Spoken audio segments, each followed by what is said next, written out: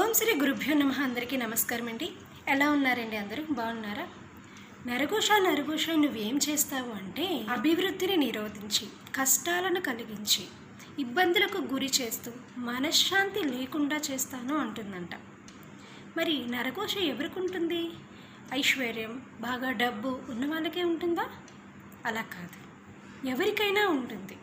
కానీ కష్టపడుతూ ఒక్కొక్క మెట్టు ఎక్కుతూ అభివృద్ధి వైపు అడుగులు వేస్తున్న వాళ్ళకి మాత్రం ఖచ్చితంగా ఉంటుంది.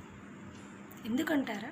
ఎదిగిపోతున్నాడురా అని లోకుల ఏడుపులే నరఘోషకు మూల కారణం. మనకు తెలిసిన వారిలో మనం ఎదుగుతుంటే ప్రోత్సహించేవారు ఉంటారు, అలాగే ఎదుగుదలను చూసి ఓర్చుకోలేని వాళ్ళు ఉంటారు. నరఘోషకు నల్లరాయి కూడా బద్దలవుతుంది అంటారు. అయితే ఇక్కడ గుర్తుపెట్టుకోవాల్సిన విషయం ఏమిటంటే ఆ రాయిని కూడా రత్నంలా మార్చే శక్తి ఒక భగవంతునికే ఉంది.